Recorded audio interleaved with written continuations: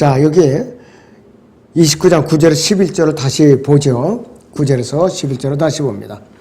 현명한 사람이 어리석은 사람과 다투면 그가 썩내든지 웃든지 그 다툼에는 쉼이 없느니라.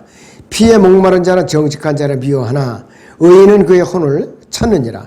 어리석은 자는 자기의 모든 생각을 드러내나 현명한 사람은 그것을 끝까지 간직하느니라. 이렇게 말을 하고 있어요. 우선 말씀을 전할 때, 구원 상담할 때도 인용되는 구절입니다. 자, 그리고 다음 페이지 보면 첫 번째는 현명한 사람은 누구냐? 여기서 혼을 이겨오는 사람, 복음을 전해서 혼을 이겨오는 사람이에요.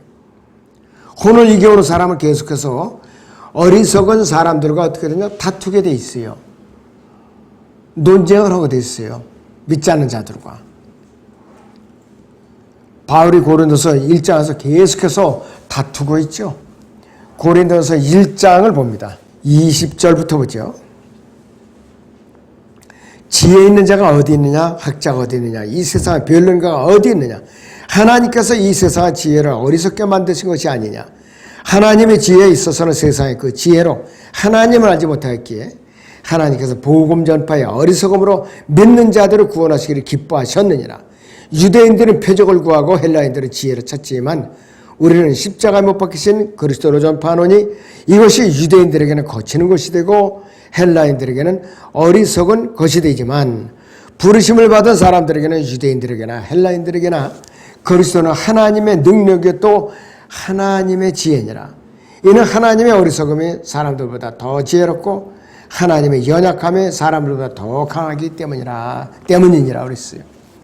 만약에 복음이 어려운 3차, 4차, 5차 방정식을 풀어서 구원받게 한다면은 구원받는 사람은 상위 10,000분의 1%, 0.0001% 여기에 해당되는 사람들만 구원을 받겠지요. 그러나 복음은 너무나도 단순해가지고 그저 선과 악을 어느 정도 분별할 수 있는 그 정도에 빠르면 4살부터라 그래요. 그렇지 않으면 7, 8 정도 되면 순수하게 받아들일 수가 있어요. 그렇게 단순한 복음이니까 사람들이 오히려 고동지식을 가진 사람들은 믿질 않는 거예요. 바로 이 고린도서 1장이 사도 바울은 논쟁을 하고는 요지가 바로 그거예요. 변론자가 어디 있냐, 학자가 어디 있냐 그 뜻이에요. 바로. 그럼 뭐냐, 이 시대의 철학자가 어디 있느냐, 박사가 어디 있냐 그 뜻이나 똑같습니다. 자, 그 다음에 두 번째 보시면 복음을 전해드리는 사람은 증거하는 사람들은 미워하기도 하죠. 당연히였죠. 그러나 어떠한 대우를 받든지 증인은 계속해서 구원받지 못한 사람의 혼을 구원하려고 노력을 한다. 어떤 비난과 또 욕설을 이제 받아도 인내하면서 더 나아야 되겠어요. 세 번째는 진심으로 혼을 이겨오는 사람은 주 예수 그리스도를 증거할 때 지혜를 사용하며 중요한 문제를 다루기 위해서 불필요한 논쟁을 피하는 사람이에요. 불필요한 논쟁을 피해요. 왜? 그러다 보면 시간을 다 뺏기고 마귀에게 그 시간을 도둑 맞는 거예요. 그 시간은 더 이상 돌아오질 않아요. 자, 디모데전서 6장 5절 보죠. 사도 바울이 디모데에게 뭐라고 권고를 했는가 봐요. 마음이 부패하고 진리를 성실하며 이익이 경건이라 생각하는 사람들 사이에 무익한 논쟁이 일어나느니라. 그런 데서 네 자신은 빠져나오라. 그러나 만족할 줄 아는 경건은 큰 이익이 되느니라. 그러니까 어디 가서든지 쓸데없는 논쟁과 말다툼은 피하라 이거예요. 그 시간에 마음이 열려있는 사람들을, 가능성 있는 사람들에게 더 전하라 이 뜻이에요. 바로 이 디모데전서 6장 5절도 굉장히 좋은 구절입니다. 잠언 29장 9절에서 쉼이 없느니라는 말씀하신 이유가 있는데 어리석은 자는 쉼을 주시는 분에게 나오는 것을 거절합니다. 마태복음 11장 28절 봅니다. 수고하고 무거운 짐진 자들아 다 내게로 오라. 그러면 내가 너에게 쉼을 주리라 그랬습니다. 나는 마음이 온유하고 겸손하니 내 멍에를 메고 나에게서 배우라. 그리하면 너희 혼의 쉼을 얻으리라. 이는 내 멍에는 쉽고 내 짐은 가볍기 때문이라고 하시더라 그랬습니다.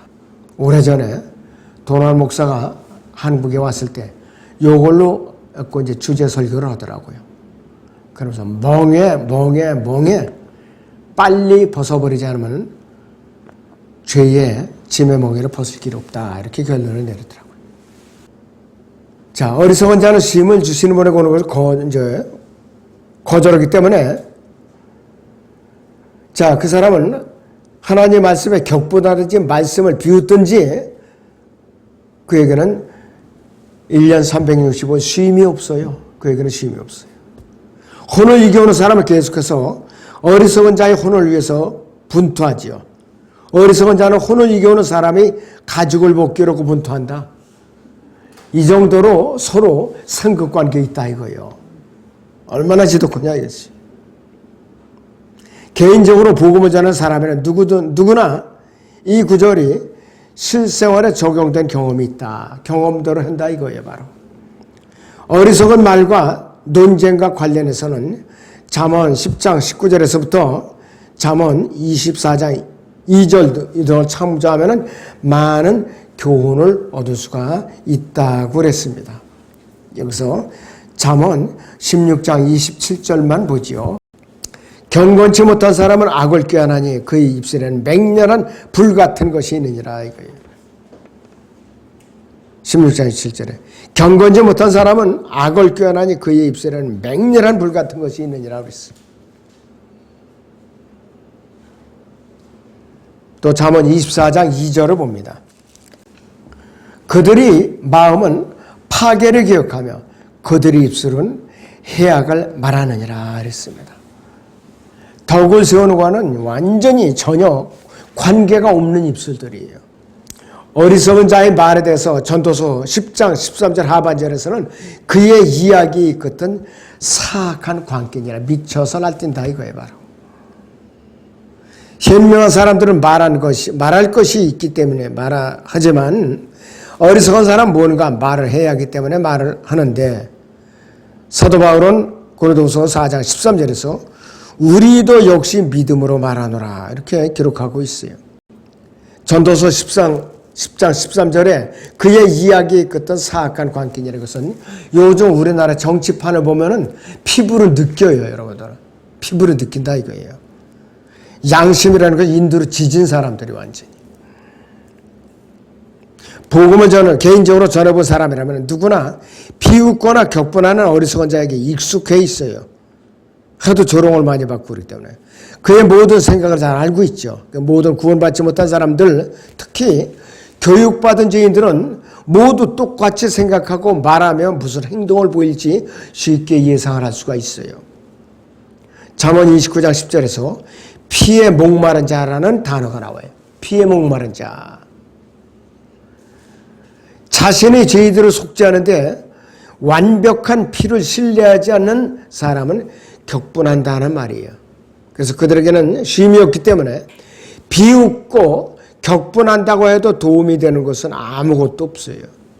오히려 그들이 떠들면 떠들수록 그들은 악의 유혹만 쌓아나가는 자들이에요. 너무나도 아주 사악한 자들이죠. 그래서 잠언 21장 30절을 보시면은 이렇게 말씀하고 있죠. 어떠한 지혜나 명철이나 도모도 주를 대적할 수 없느니라. 악인들이 아무리 잔꾀를 쓰고 머리를 써서 하나님을 대적할 수가 있는가 불가능하다 이거예요. 다음 페이지 보시면 잠언 29장 12절에서 치리자가 거짓말에 경청하면 그의 모든 종도로 약해지느니라. 그에게 속한 모든 종들도 동달아서 악질들이 되는 거예요 같이. 그래서 이 시대 라우디케아 교회 시대의 치리자가 세상에 타락하고도 지저분한 언론, 매체, 신문, 각종 잡지, TV, 라디오, 인터넷, 유튜브 방송 이런 거죠. 요즘 인터넷 발달한 인터넷, 유튜브 방송. 거기다 더한다면은 카톡, 또 챗봇 같은 거, 이런 거 기르다 보면은 그의 모든 종도로 악해진다. 이게 뿌리가 썩으면 나무도 썩고, 뿌리가 거룩하면 가지도 거룩한 것이죠. 그래서 악에는 반드시 모방자들이 있게 마련이고, 선보다 악은 더 잘 모방이 되고, 사람들은 자신들이 숭배하는 것처럼 된다 이것이. 그 악을 모방하는 것은 전염병보다 속도가 빠른 것 같아요. 전염병보다. 치리자가 나쁜 본을 보이면 백성들은 대부분의 경우 그 지도자를 따라가게 돼 있어요. 지도자. 11개가 있으면 제가 남한 그 유다의 므낫세 왕 때에 그랬던 거지요. 전해지는 말에 의하면 히브리서 11장에서 나무에 톱으로 켜지기도 하고 그 말씀이 나오죠. 그 대상이 누구냐면 므낫세 왕이 이사의 선지자를 통나무에 집어넣어갖고 톱으로 쑤려 죽였다. 이 말이 전해지고 있어요. 그래서 기록으로는 돼 있지 않지만 어느 주석가들이 그 얘기에 그렇게 이제 기록이 돼 있더라고요. 그래서 그가 바벨론 포로로 잡혀가지고서 완전히 밑바닥까지 쓴 맛을 본 후에 참여하고 돌아와서 왕위로 회복했죠.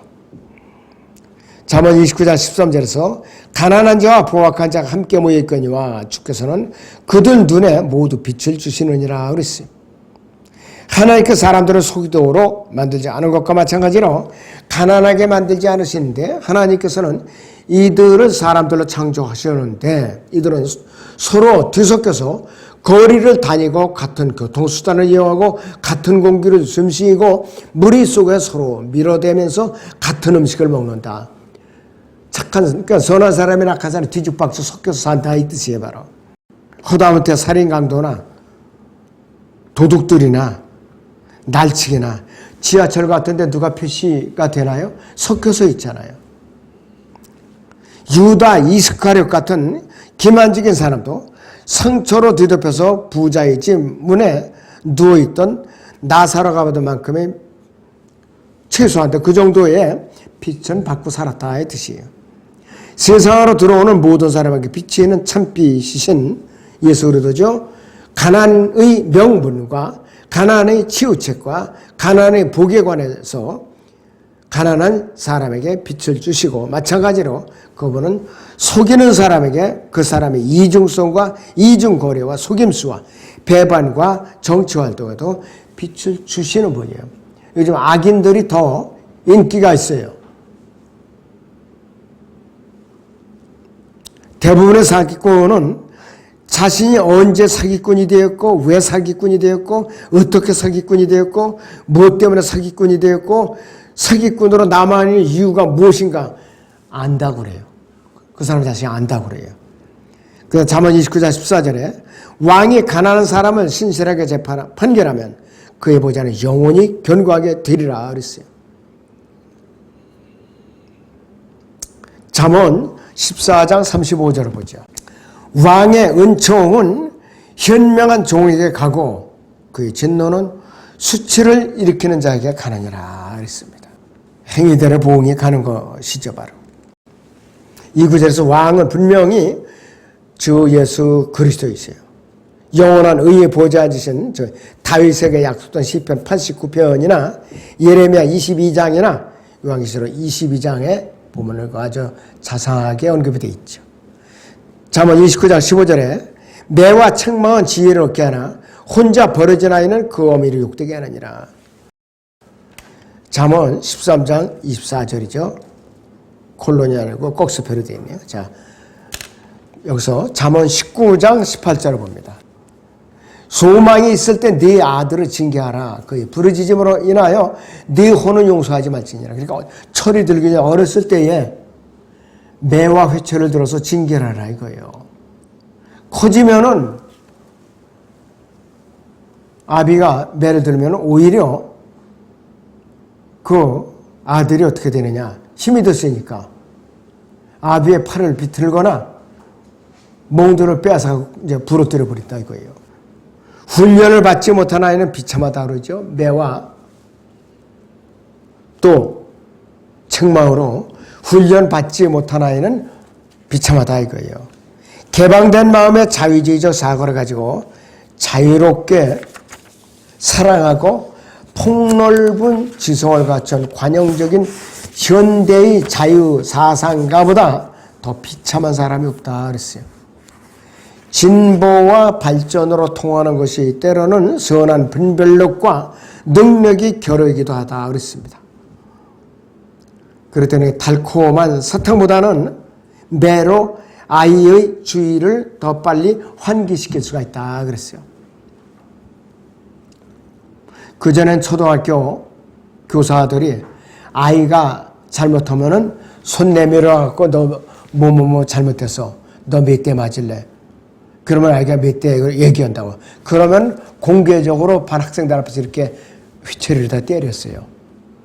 초등학교 때 또 종아리 걷어하고 너 뭐뭐 때문에 휘처리를 이제 맞아야 되는데 이유 있나 없나 그러면 이유 없습니다. 이렇게 대답을 하면 그 담임 선생이 몇 대를 이렇게 공개적으로 때렸거든요. 그래서 그 전에 자란 우리 세대에는 이 초등학교 담임 선생님이나 중학교 때까지도 그랬어요. 대들건 아예 생각도 못했어요 그땐. 그리고 달게 받았어요. 그래서 지금은 그랬다는 부모한테 전화해서 난리 나요.